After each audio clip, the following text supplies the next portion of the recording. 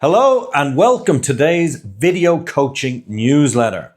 And let's jump straight in. Dear RayseTheGame, my son is 17 and just started 5th year. He has a diagnosis of Developmental Coordination Disorder, DCD, also known as dyspraxia, and everything is heightened right now. He recently suffered a massive health and anxiety setback that completely pulled the ground out from underneath him. He's trying very hard to find his footing, but school is drowning him. I can imagine this is very stressful for you and obviously for your son. He's incredibly intelligent, excels at English, but maths is a black hole. He can understand it in class at 10 a.m., but by 6 p.m. at home, it's completely gone. Worse, he brought home another student's notebook for just one subject. There were 50 pages of written notes for 1 month. Because of his DCD, he struggles to write quickly, and you wouldn't be able to read his writing anyway. When he was little, he learned his spellings by walking around the top of the couch. He knew them perfectly while moving, but the second he sat back down and put a pen in his hand, the information vanished. It feels like he's stuck in permanent fight or flight. How do we help him organize himself and realizes how his own brilliant brain actually works? Now he's in 5th year. It's a big jump, and we have to try and help him get through the Leaving Cert.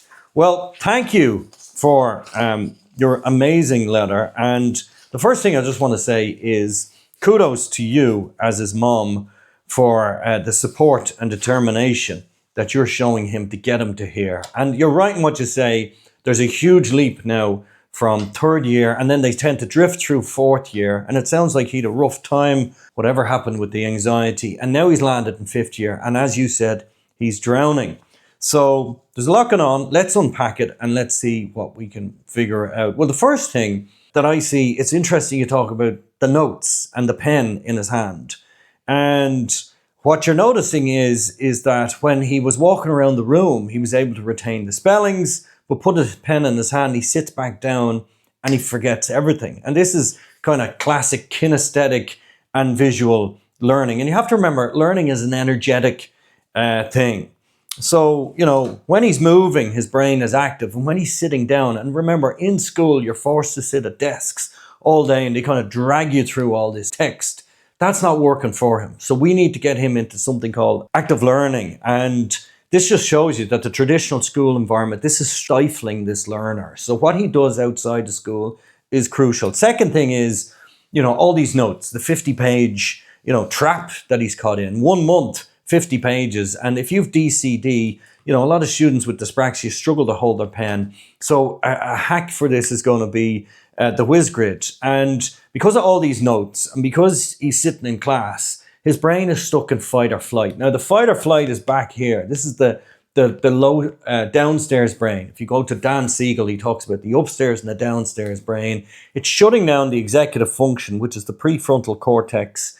And he's landing back here, and that's fight or flight. And when you're in fight or flight, that's when the adrenaline is firing off. You can't remember and you can't retain.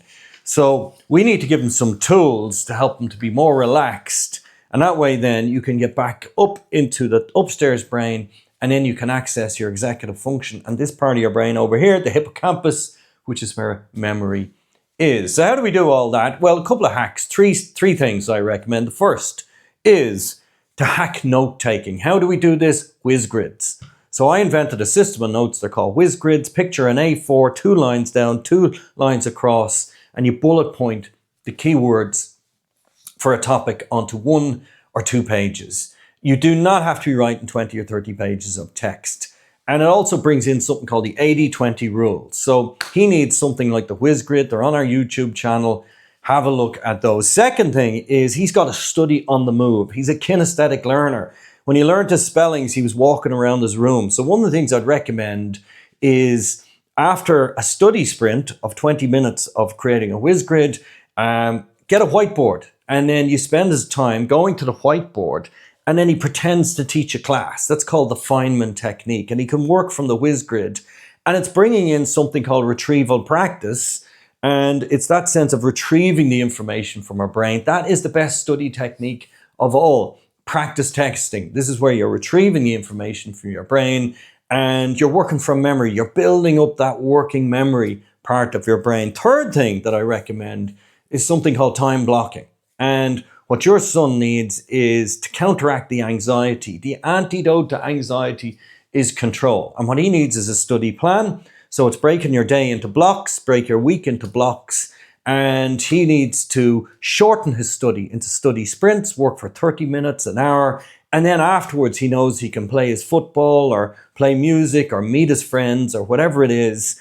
And once you've got a bit of planning and you've got a bit of control and using the time blocking, that'll help him to be able to work in shorter bursts towards a plan, and that'll actually make his study far more effective and efficient. So I hope that helps. And it sounds like you have an amazing young boy. You're right in what you say. It's a big leap into 5th year, but if he puts into place those 3 tools, that could certainly make a big difference to him over the next 2 years in senior cycle. So if you like that video, click a like. If you want my coaching, go to RayseTheGame.com. If you want me to come to your school, go to RayseTheGame.com. And remember guys, day by day, we are raising the game.